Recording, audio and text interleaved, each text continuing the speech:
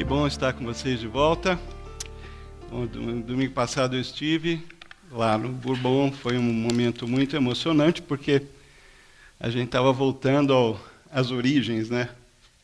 Moramos lá 1 ano no começo, e eu tive muitas memórias, né? Aliás, não somente pelas memórias que eu estava muito emocionado, mas também pelo momento que eu estou vivendo. Eu estou mais sensível e fragilizado. A gente, quando vai ficando velho, a gente vai ficando mais bobo mesmo, né? Mas tem certas situações que fazem você parar para pensar e sentir coisas que normalmente a gente sente um pouco, às vezes de uma forma concentrada. Eu queria ter falado domingo passado e agradeço de uma maneira agora pública todo o carinho, todas as orações, as mensagens, os e-mails, as visitas que eu tenho recebido. Essa semana, por conta também do aniversário que passou, novamente fui muito abençoado com as palavras de vocês, mensagens, e é interessante porque o pessoal do dia 10, o pessoal do dia 11, o pessoal do dia 12, do dia 13, continua a gente pedindo para chegar atrasado. Então, mas tudo isso é carinho e eu só tenho que louvar a Deus por isso. Vocês estão vendo essa camiseta aqui? E vocês vão ver mais isso. Esse mês é um mês, nosso tema, a gente está estudando o livro de Atos, e o foco desse mês é evangelização e discipulado. E no último domingo do mês, dia 27, nós vamos fazer um grande movimento, uma grande ação aqui para lançar o nosso novo projeto de pequenos grupos da CB Moema.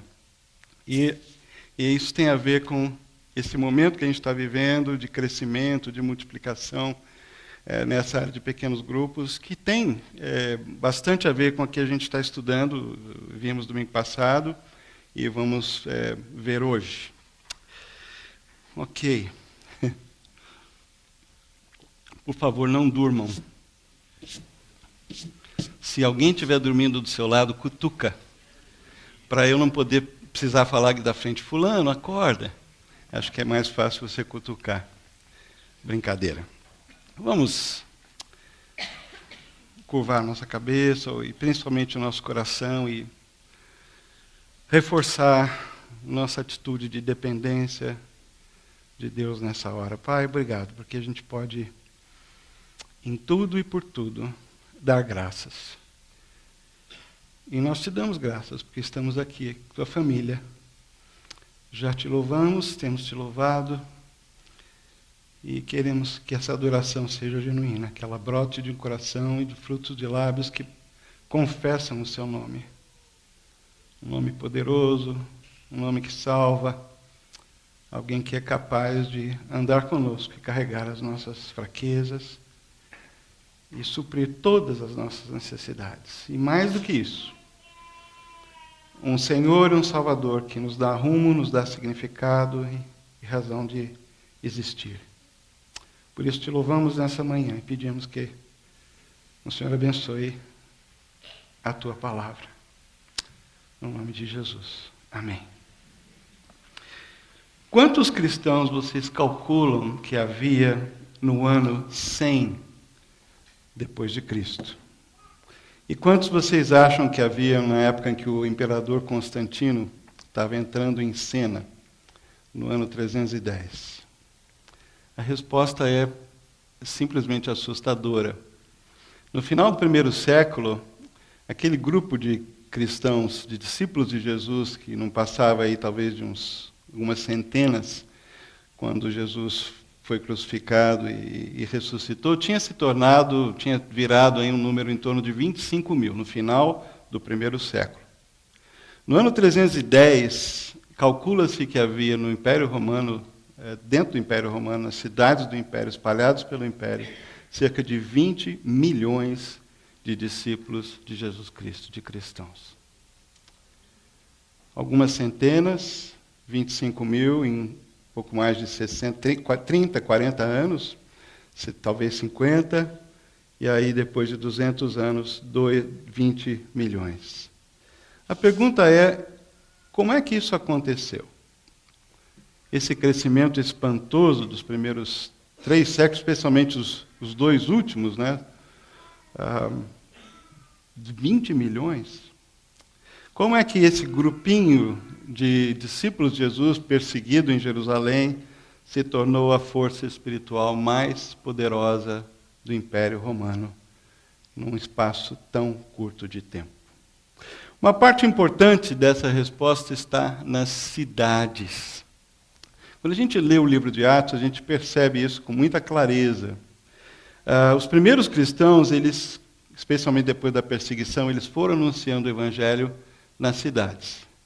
Eles escolheram as cidades porque lá havia uma concentração grande de gente. E assim o evangelho podia transformar o maior número de pessoas, porque a maioria das pessoas morava nas cidades.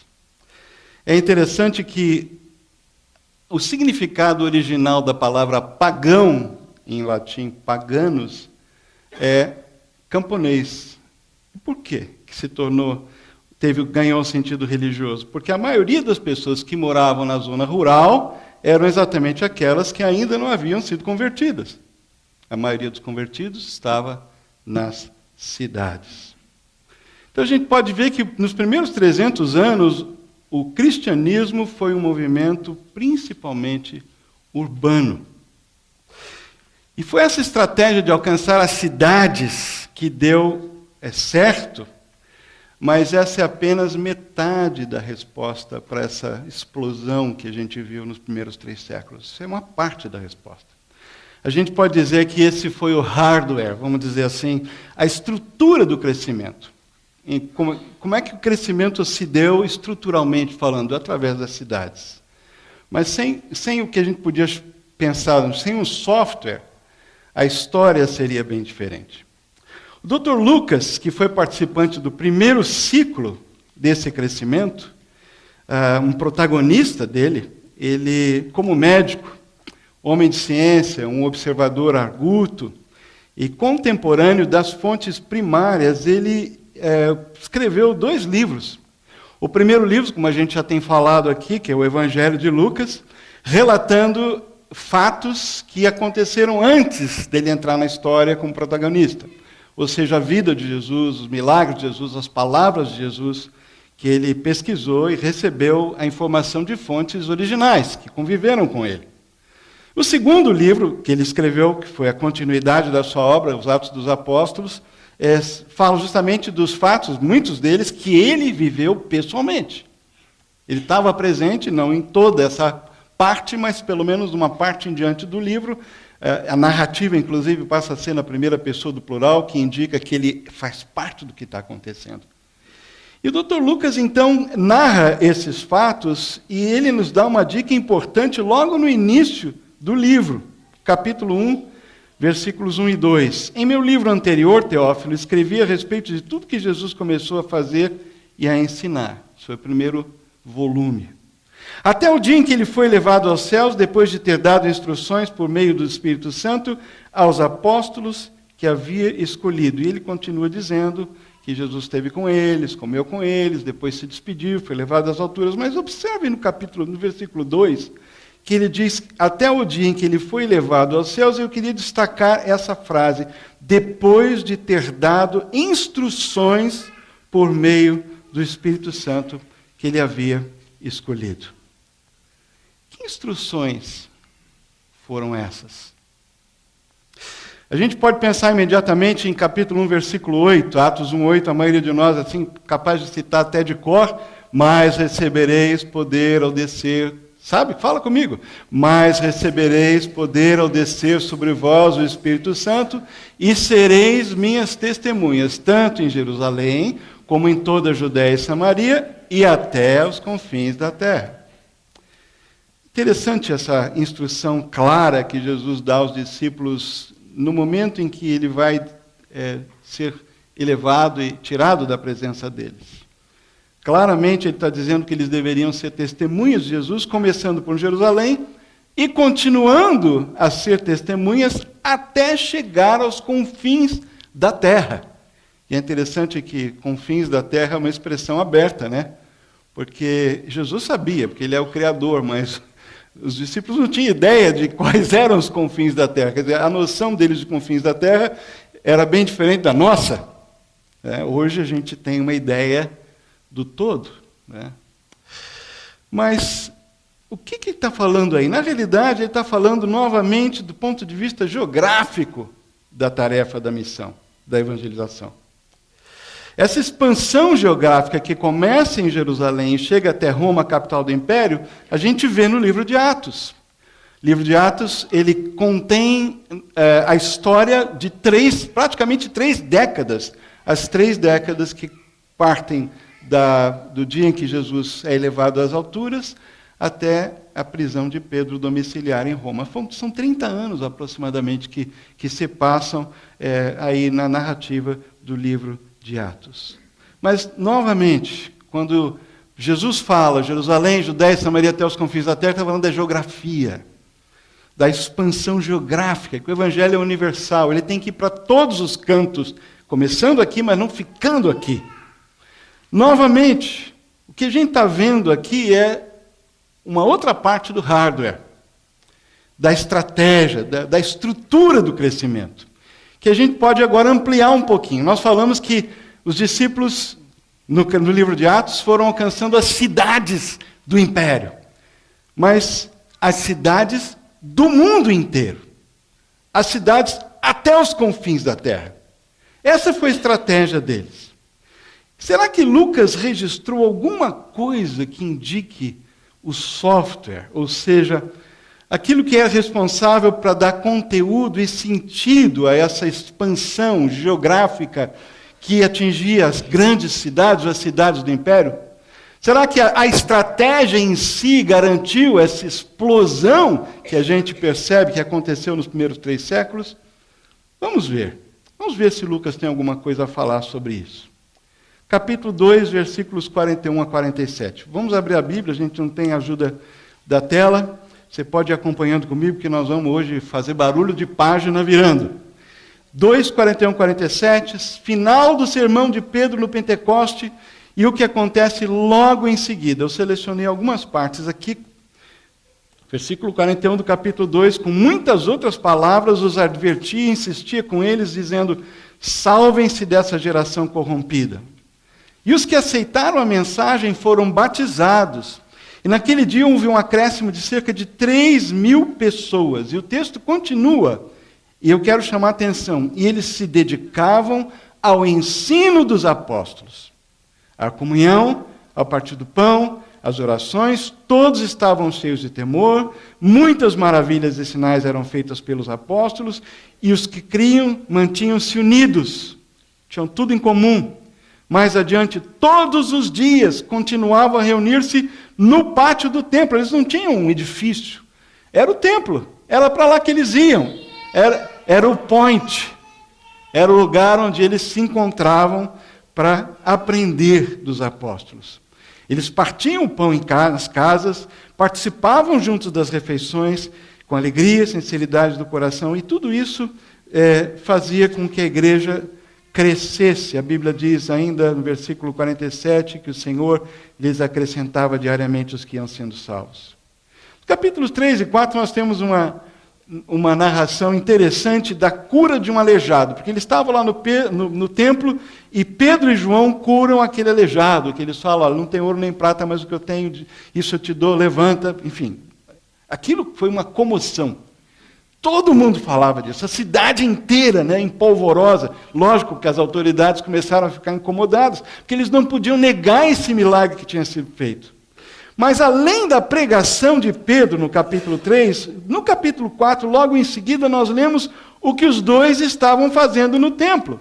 Os apóstolos estavam ensinando o povo e proclamando em Jesus a ressurreição dos mortos. Nessa hora, Pedro e João são presos.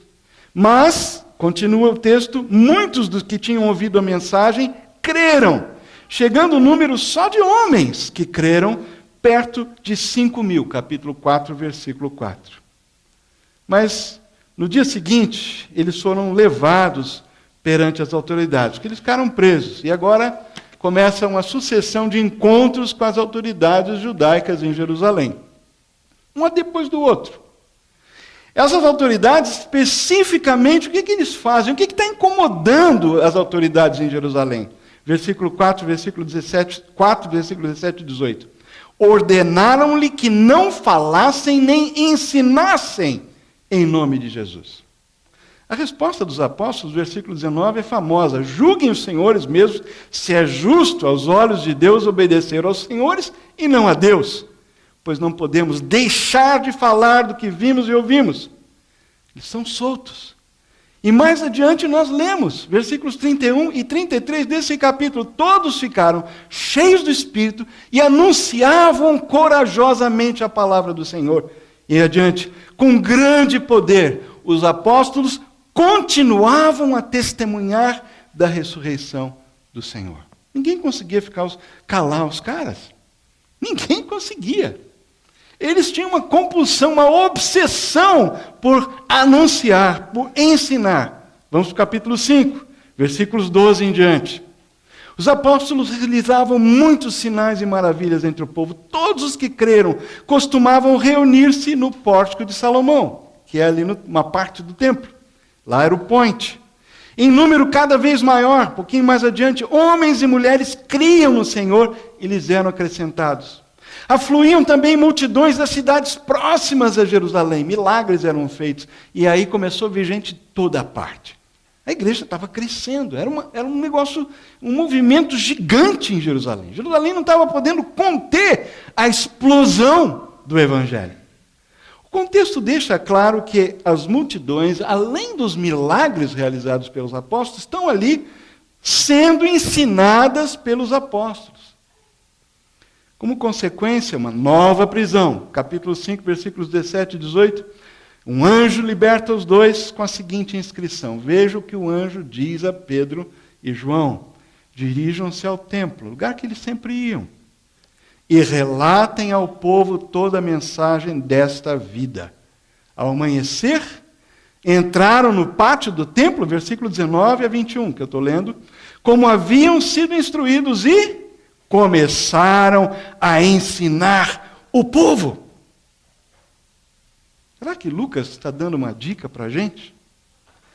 Eles mandam novamente prender os apóstolos, porque quando eles chegam lá na prisão para trazê-los para interrogar, eles veem que a prisão está vazia, está tudo fechado, guarda no lugar, mas ninguém lá dentro.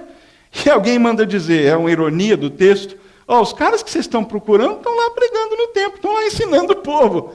Os guardas voltam para o templo novamente, pegam os apóstolos, e o que é que o sumo sacerdote diz a eles? Ele resume a coisa de uma maneira incrível, versículo 28. Nós demos ordens expressas a vocês, para que não ensinassem nesse nome. Todavia, vocês encheram Jerusalém com a sua doutrina, quer dizer, com o seu ensino, e nos querem tornar culpados do sangue deste homem. Novamente, Pedro e os outros apóstolos, aí eram mais do que só os dois, responderam, é preciso obedecer antes a Deus do que aos homens. Eles são açoitados, novamente proibidos de ensinar, são soltos, e o que eles fazem? Versículo 42, todos os dias, no templo, e aí uma expressão nova, de casa em casa, não deixavam de ensinar e proclamar que Jesus é o Cristo. Pela primeira vez a gente percebe aí que esse ensino começa a acontecer também no contexto dos lares, das casas, não apenas no templo para a grande multidão, mas em pequenos grupos em casas. Muito interessante. No capítulo 6, o crescimento é tão grande, a coisa fica tão exponencial, que uma série de problemas começam a surgir. Um primeiro que surge aí grande, já aparece, é o problema da distribuição dos alimentos às viúvas e a reclamação dos discípulos de fala grega. E o que é que os apóstolos fazem? O problema era sério, problema de divisão, problema de reclamação. Uma casa dividida não pode sobreviver. O que é que eles fazem? Eles organizam a escolha de 7 administradores e declaram a todo mundo o quê? Passaremos a eles essa tarefa e nos dedicaremos à oração e à diaconia, ao ministério, ao ensino da palavra. Capítulo 6, versículo 3. Qual o resultado disso? Vocês acham que dedicar-se ao ensino é algo que torna a igreja voltada para o seu umbigo? Será que ensinar a palavra de Deus é algo que faz as nossas veias e as nossas artérias correrem com versículos bíblicos, mas ficar tudo preso dentro da gente? Não foi essa a realidade da igreja no início. Se isso acontece hoje, alguma coisa está faltando, e nós vamos chegar lá. Porque o ensino da palavra, naquela época, a dedicação dos apóstolos, tanto no templo quanto depois nas casas, não estava produzindo uma igreja que não crescia, que estava olhando para dentro, que estava se protegendo dentro de 4 paredes, preocupada em manter-se num ambiente seguro. Os incrédulos, os pagãos. Não é isso que nós vemos. A gente vê uma igreja que contava com a simpatia do povo. O povo todo, e mesmo aqueles que não criam, estavam lá juntos ouvindo. Eu pulei esse texto. Admirados, observando. Não, versículo 7 do capítulo 6 diz que a palavra de Deus dessa forma se espalhava. Crescia rapidamente o número de discípulos em Jerusalém e também um grande número de sacerdotes obedecia à fé. O que Lucas está querendo enfatizar? É crucial. Tem tudo a ver com a gente, mas infelizmente nós fazemos uma inversão das palavras de Jesus e isso é uma tragédia.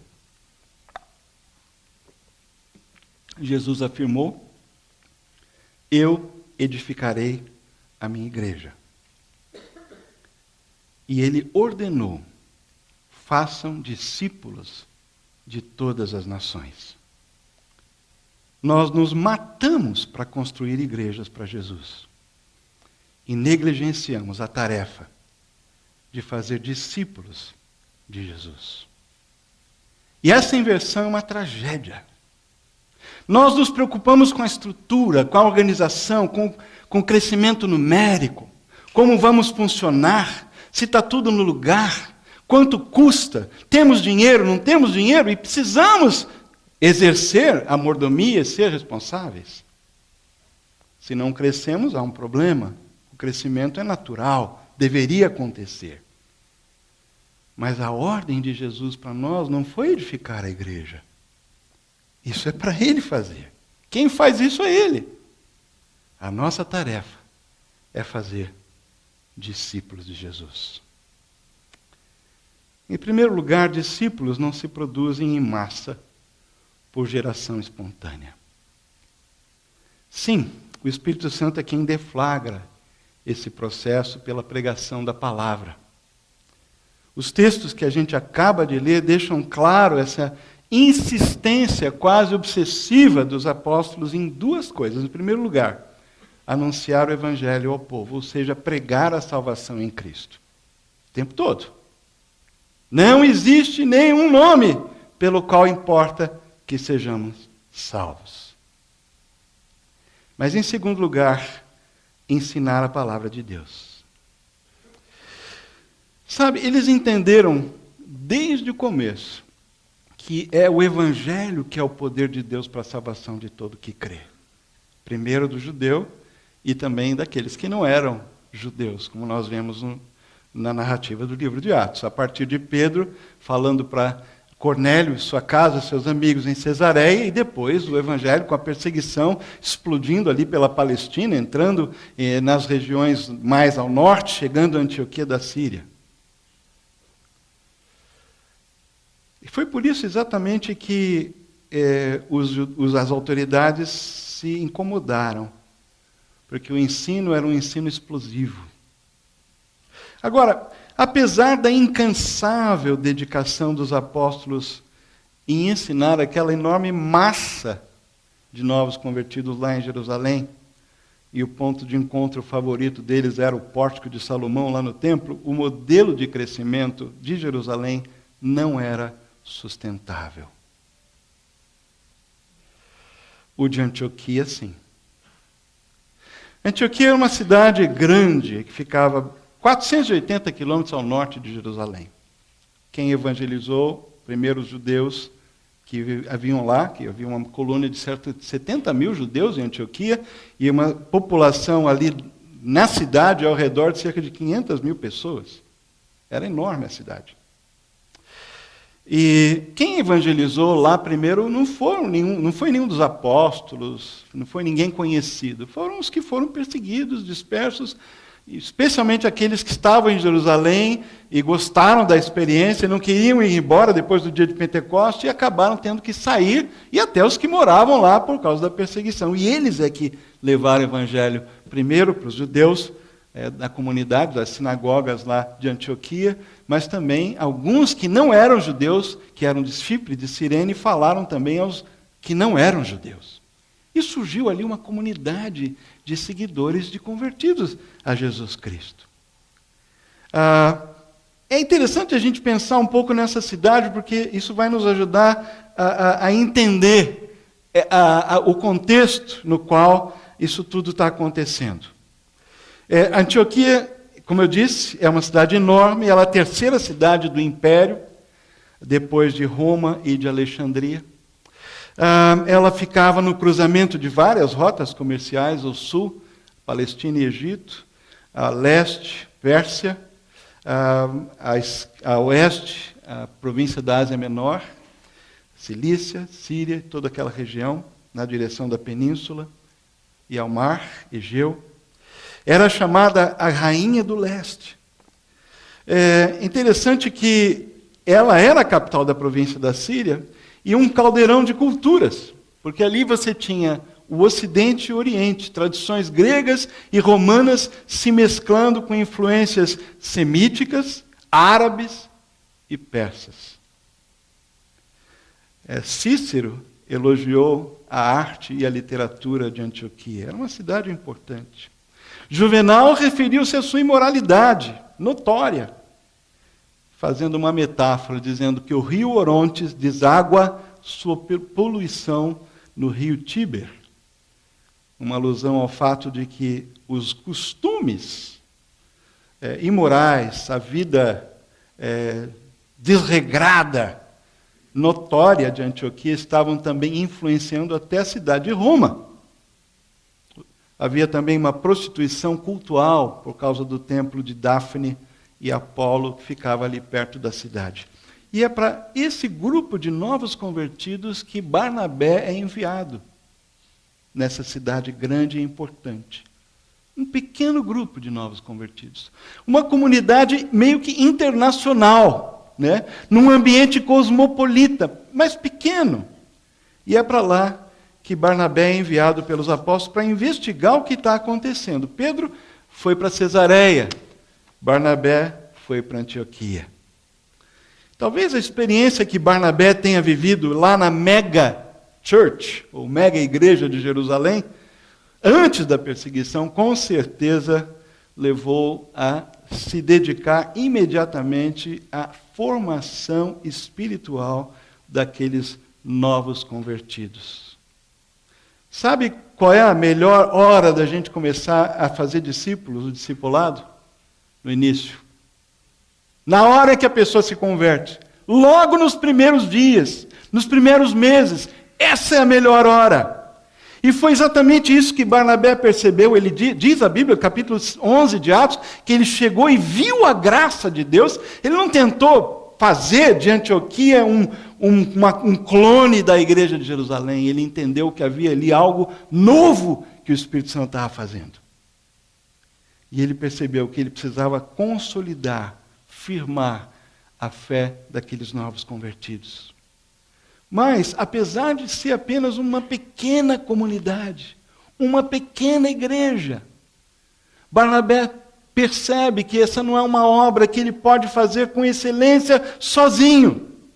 E aí ele vai, capítulo 11, versículo 26, ele vai a Tarso procurar Saulo, que já é convertido, mas ainda inspira muito medo nos crentes, especialmente em Jerusalém, ele vai lá e pega Saulo e traz para trabalhar com ele em Antioquia, num ambiente que Saulo estava acostumado. Saulo era um homem internacional. Ele tinha sido criado no estrangeiro. Ele era um poliglota. Ele entendia várias culturas. E Barnabé tem a ideia, a visão de buscar alguém que possa apoiá-lo em discipular aqueles poucos novos convertidos na grande cidade de Antioquia. Ele não quis fazer isso sozinho. E olha que interessante, ele levou, versículo 26, capítulo 11 de Atos, e durante um ano inteiro, Barnabé e Saulo se reuniram com a igreja e ensinaram a muitos. E foi lá em Antioquia que os discípulos receberam pela primeira vez um apelido pejorativo, chamado de cristãos, porque Antioquia também era famosa por ser uma cidade que fazia piada. Elas adoravam fazer piada dos outros. E fizeram piadas, os pequenos cristos, o partido, e talvez haja até uma possibilidade que há uma semelhança sonora com uma palavra que significa escravo. Então pode ser até que tivesse até uma conotação bem pejorativa usada contra os discípulos de Jesus naquela cidade. Hoje a gente não vê dessa maneira, mas foi assim. E as duas últimas outras horas em que a palavra cristã é usada no Novo Testamento, ela é usada citando incrédulos, se referindo aos discípulos de Jesus. Então, possivelmente, essa palavra realmente no começo tinha um sentido muito pejorativo. Mas qual é o resultado desse um ano de ensino de discipulado? Impacto na cidade, crescimento numérico. O pessoal começou a notar que eles existiam, tanto que deu um apelido para eles. Se fosse um punhadinho, isso não aconteceria. A gente percebe também que cresce no coração dessa igreja, dessa comunidade, uma compaixão generosa. Havia não apenas um crescimento numérico, mas havia recursos e um desejo de repartir, porque quando eles recebem a notícia de que os irmãos lá na Judéia estão passando fome, eles levantam uma oferta significativa de amor e mandam Barnabé e Saulo levar essa oferta até a Judéia. Não somente isso, mas a gente percebe que é uma igreja que passa a ter uma liderança pastoral sólida, composta de homens de Deus. No capítulo 3 a gente percebe esses homens orando, perseverando na palavra, jejuando, orando. É impressionante essa noção de que a liderança está lá jejuando, orando e se dedicando a servir ao Senhor, na presença de Deus, em prol das ovelhas, em prol da igreja, em prol dos discípulos. E eles estavam lá fazendo isso. Capítulo 13, começo do capítulo. Paulo e Barnabé, eles permanecem em Antioquia depois que eles retornam do concílio de Jerusalém, já depois da primeira viagem missionária, e nós lemos que eles permanecem em Antioquia, onde, e a expressão aí, com muitos outros, capítulo 15, 35, ensinavam e pregavam a palavra de Deus. Ou seja, não era apenas Paulo e Barnabé que eram os professores de Bíblia, que conheciam a palavra de Deus e que ensinavam. Muitos outros naquela igreja eram capazes de ensinar. Havia uma multiplicação de líderes, de pastores, de mestres. E, finalmente, o que é mais conhecido em Antioquia, a obediência ao chamado missionário, porque a igreja abre mão dos seus 2 principais pastores e os envia para as viagens missionários, para alcançar regiões que o Evangelho ainda não tinha penetrado. Não, como nós estamos vendo, discípulos não se produzem em massa por geração espontânea, dá trabalho. Discipular dá trabalho, ensinar dá trabalho, fortalecer alguém na fé é trabalho. E é trabalho nosso, é trabalho da igreja. Isso se faz não só num momento como esse, em público, com um grande número, ou um número até maior, essa dimensão existe, mas isso tem que acontecer também no mano a mano, tem que acontecer nos pequenos grupos. Discipulado é algo que dá trabalho. Em segundo lugar, discípulos são obras de artesanato humano celestial. E Jesus aí é o nosso modelo. Nós já vimos quando estudamos oração, capítulo 6 de Lucas, versículo 12, num daqueles dias, e Jesus já tinha multidão que o seguia, Jesus já tinha falado com Pedro, Jesus já tinha falado com Mateus, mas nesse dia Jesus saiu para o monte e foi orar. E ele passou a noite orando. E ao amanhecer ele chamou os seus discípulos e chamou os discípulos, todo mundo estava seguindo. E aí ele escolheu 12 entre eles. E a esses ele designou apóstolos. Discípulos são obras desse artesanato. Não é produção em massa. Não é em série. É um artesanato em que participa a mão de Deus e também o fator humano. Por natureza, é assim o discipulado. Deus e o homem colaborando. Havia multidões seguindo Jesus. Milhares ouviam seus sermões. Milhares foram alimentados. Centenas e talvez milhares foram curados. Mas ele chamou apenas 12. Nas palavras de Marcos, que narra essa mesma ocasião, ele chama 12 para que estivessem com ele. Em primeiro lugar. Para estarem com ele. Vida na vida, para andar junto, para dormir, para acordar, para comer, para viajar, para ouvir, para perguntar, tudo, em todas as ocasiões. Quase 3 anos esses homens vivem com Jesus. Se Jesus é o nosso modelo, a gente tem que ouvir e prestar atenção nisso. Para que estivessem com eles e os enviasse a pregar e tivessem autoridade para expulsar demônios. Mas, em primeiro lugar, para caminhar, para andar, para estar com ele, para observá-lo, para vê-lo, todos os momentos. Jesus não tinha defeito, mas no nosso caso, nos nossos melhores momentos e nos nossos piores momentos. Porque é a graça de Deus que precisa ser visível na nossa vida. E não o homem, e não a pessoa. Discipulado não é algo que é realizado por pessoas perfeitas. Não é algo que você transmite porque você já atingiu um nível de espiritualidade tal que ninguém vai enxergar defeito em você. Esquece. Esse não é o plano de Deus. Só Jesus que conseguiu fazer isso. E no final dos 3 anos ele orou ao Pai antes de se entregar para ser crucificado. Capítulo 17 de João, ele diz: eu te glorifiquei na terra, versículo 4, João 17, 4, completando a obra que me deste para fazer. Que obra é essa? Eu revelei o teu nome àqueles que do mundo me deste. Eles eram teus, tu deste a mim, e eles têm obedecido a tua palavra. 2 coisas, eu revelei o teu nome. E 2, eles têm obedecido a tua palavra. Evangelização e discipulado.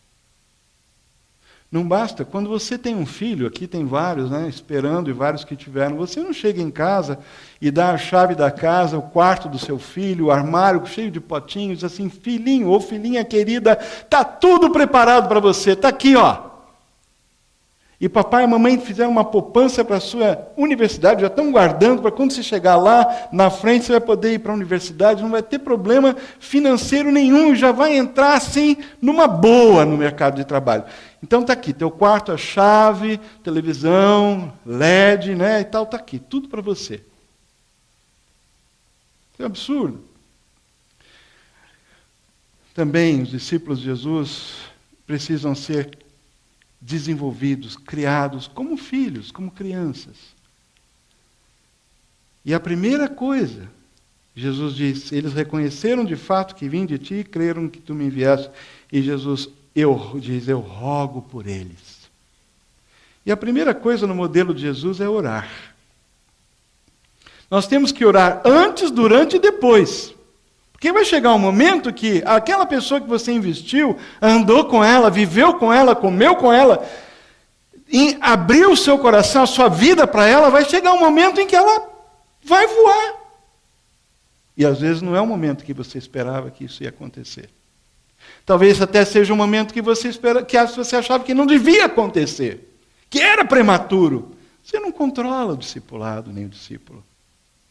E é por isso que a primeira coisa que Jesus fez, e nós devemos fazer o tempo todo, é orar. Orar para Deus nos mostrar quem é que a gente pode ajudar no crescimento espiritual.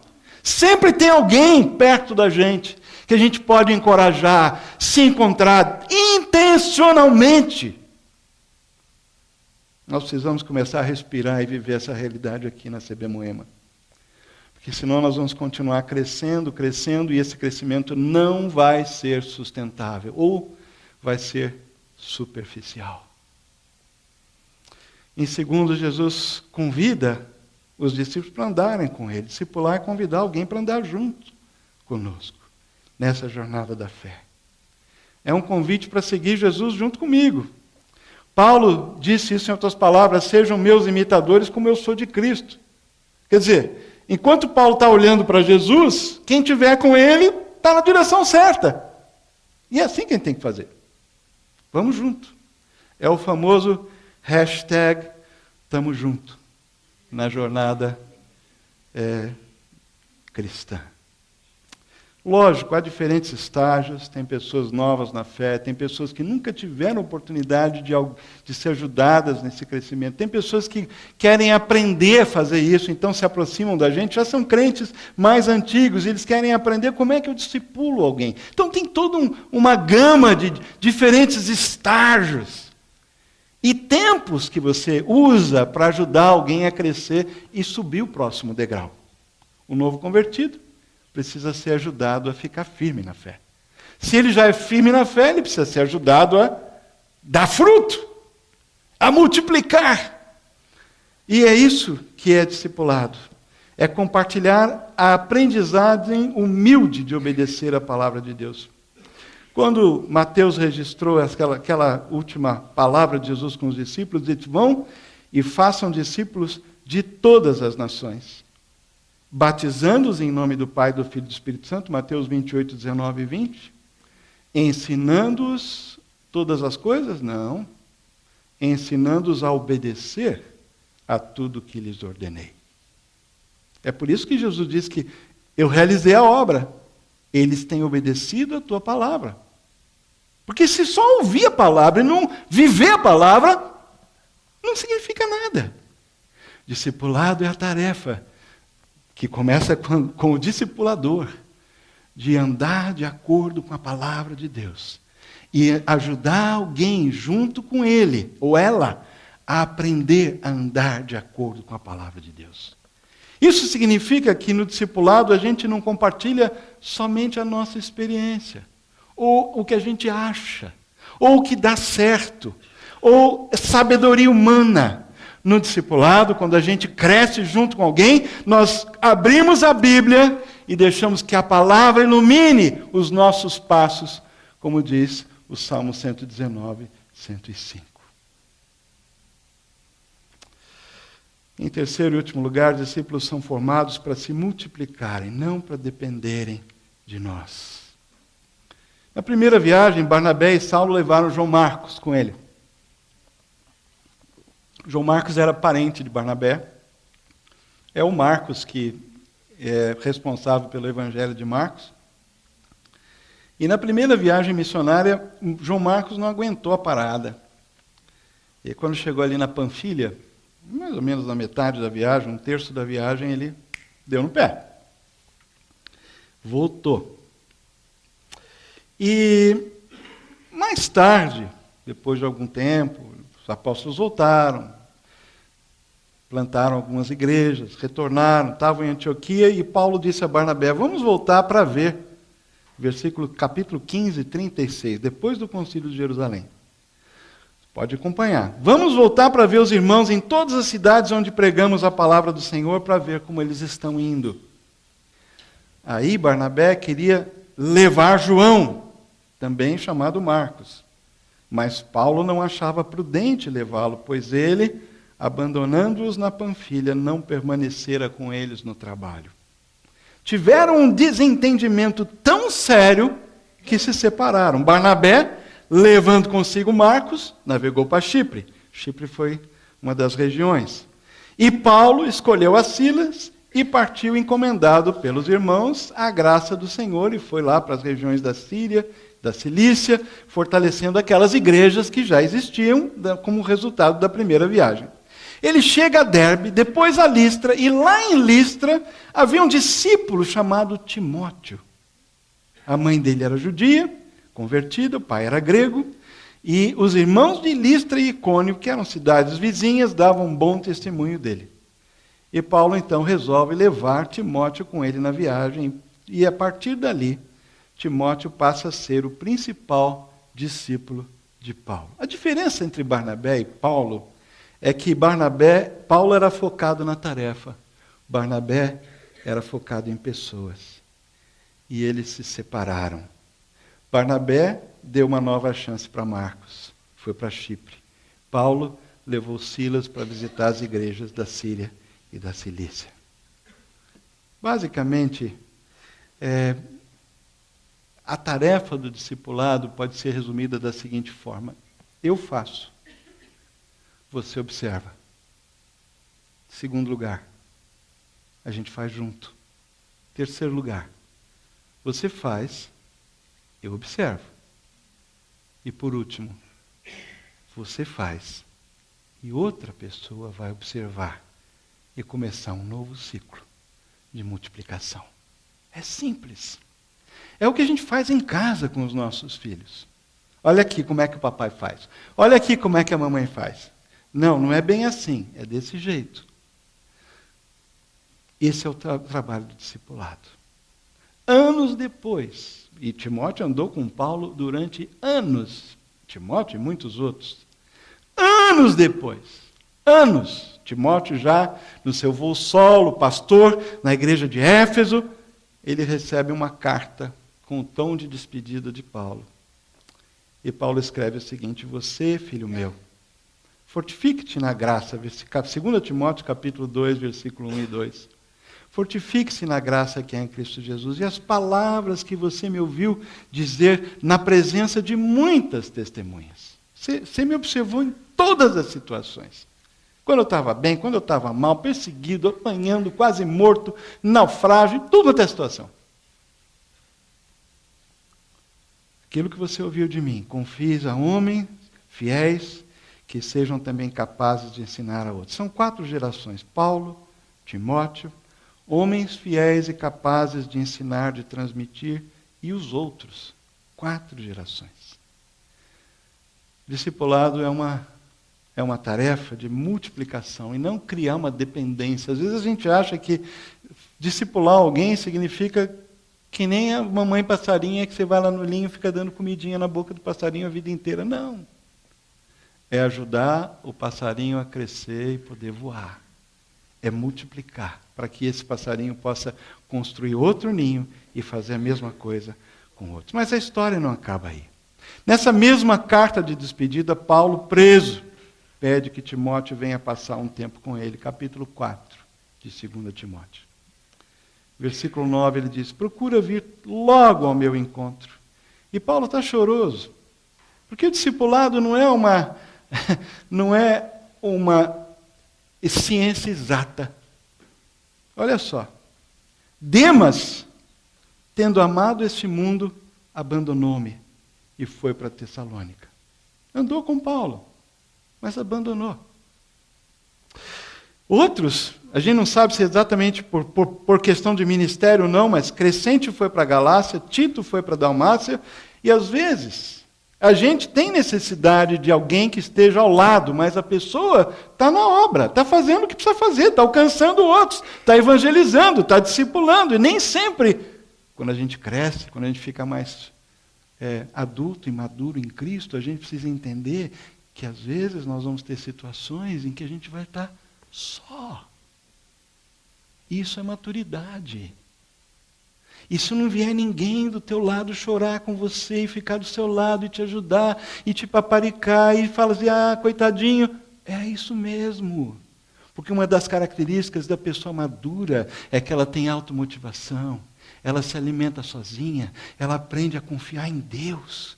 E há horas em que não tem ninguém. Isso é um traço da maturidade. É para lá que nós estamos caminhando. Não quer dizer que é assim que deve ser, mas às vezes é. E a pessoa que cresceu em Cristo, ela consegue nessas horas depender do Senhor. Paulo estava lá, ele estava sozinho. Só Lucas está comigo. Tinha um, Dr. Lucas, fiel médico companheiro. Procure vir logo ao meu encontro. E aí ele acrescenta, traga Marcos com você, porque ele me é útil para o ministério. Tíquico, enviei a Éfeso. Quando você vier, traga a capa que deixei na casa de Carpo, em Troade, onde ele saiu correndo, né? E os meus livros, especialmente os pergaminhos. Traga Marcos, porque ele me é útil para o ministério. João Marcos teve uma segunda oportunidade com Barnabé. Depois, ele que escreveu o Evangelho, andou um tempo com Pedro. E o Evangelho segundo Marcos se baseia principalmente nas memórias do apóstolo Pedro. Discipulado não é uma ciência exata. Não se garante o resultado, não se controla o padrão de crescimento do discípulo. Espiritualmente falando, discípulos são como filhos. Cada um é diferente, cresce de maneira diferente. Por isso que o discipulado é um processo artesanal. É um milagre que junta o céu e a terra, as mãos de Deus e a natureza humana. É um processo que humilha o discipulador, muitas vezes. Mas é um processo que é o segredo da explosão da igreja naqueles primeiros 300 anos. Esse é o software.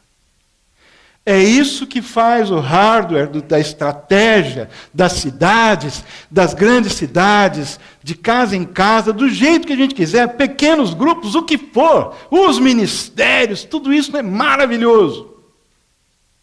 Mas o que vai garantir a transformação das cidades, o que vai garantir a mudança da fibra moral e espiritual desse país, é o discipulado, é a vida na vida.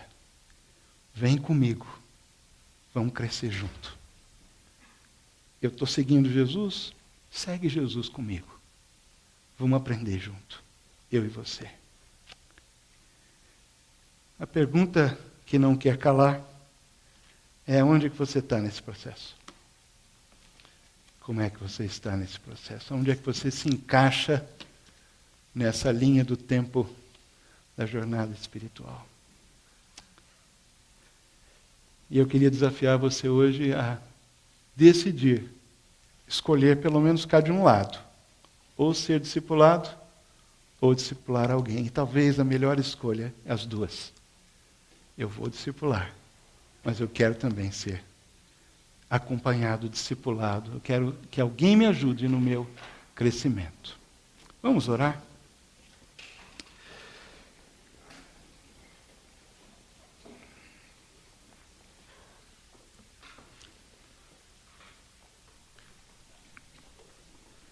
Talvez Deus tenha colocado no seu coração um nome, alguns nomes, e aqui, pais, uma palavra para vocês. Os primeiros discípulos e os principais da sua vida são seus filhos. E em relação a eles, você não precisa nem subir para o monte para orar, para escolher, porque Deus já colocou eles na sua vida. Agora ore para que vocês sejam para eles essas influências, a influência que vai levá-los a querer seguir Jesus. Porque eles estão observando. Estão observando. Eles sabem que vocês não são perfeitos. Portanto, não tentem ser. Não escondam as suas vulnerabilidades. Mas que eles possam ver em vocês com o coração aberto, humilde, maleável, ensinável para Jesus Cristo. Mas talvez Deus tenha colocado no seu coração, na sua mente, algum nome. Ore. Quem sabe? Não é hora de você que já é crente já há algum tempo, já conhece a palavra, tem uma certa maturidade, começar a cuidar dos novos. Não espere o pastor dizer para você, olha, estuda a Bíblia com a fulana. Não, você mesmo pode tomar essa iniciativa. Se aproxime, ore antes. Se aproxime, ore. Você gostaria de estudar a Bíblia comigo, de andar comigo? Vamos gastar um tempo junto, orando. Eu tenho muito desejo de dividir com você aquilo que eu estou aprendendo da minha jornada em Cristo. Vamos andar junto. Ou talvez você esteja precisando de se aproximar de alguém e dizer, me ajuda. Eu estou patinando. Pequeno grupo é um contexto ideal, porque ali vocês se encontram regularmente. Orem e comecem a olhar para esse grupo. Quem sabe ali está a pessoa que você vai ajudar a crescer, ou que vai te ajudar a crescer. Senhor, faz de nós uma comunidade de discípulos verdadeiros. Que a gente possa se libertar do hardware que tanto nos enfeitiça e nos encanta. Que a gente possa entender que a nossa tarefa não é edificar a igreja, essa é tua. Mas a nossa tarefa é fazer discípulos. Começando por nós mesmos. Assim oramos, no nome de Jesus. Amém.